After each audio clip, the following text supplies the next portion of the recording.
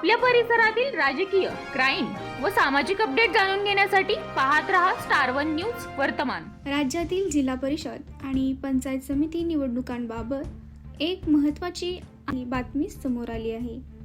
राज्याचे उपमुख्यमंत्री अजित पवार यांच्या अपघाती निधनामुळे राज्यात 3 दिवसांचा दुखवटा जाहीर करण्यात आला असून त्याचा थेट परिणाम निवडणूक प्रक्रियेवर झाला आहे। राज्य निवडणूक आयोगाने आज अधिकृतपणे मतदान आणि मतमोजणीच्या तारखा पुढे ढकलण्याचा निर्णय जाहीर केला आहे।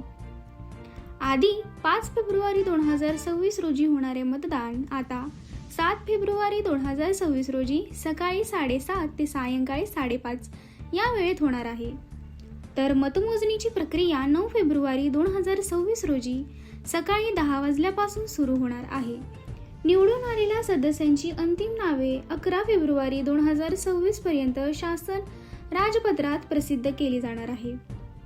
दरम्यान 28 जानेवारी 2026 रोजी अजित पवार यांच्या अपघाती निधनानंतर राज्य सरकारने 28 ते 30 जानेवारी दरम्यान दुखवटा जाहीर केला होता। या परिस्थितीचा विचार करूनच राज्य निवडणूक आयोगाने हा निर्णय घेतल्याचे स्पष्ट केले आहे। महत्त्वाची बाब म्हणजे जिल्हा परिषद आणि पंचायत समितीच्या निवडणुकांसाठी नामनिर्देशन, माघार आणि चिन्ह वाटपाची प्रक्रिया आधीच पूर्ण झाली आहे।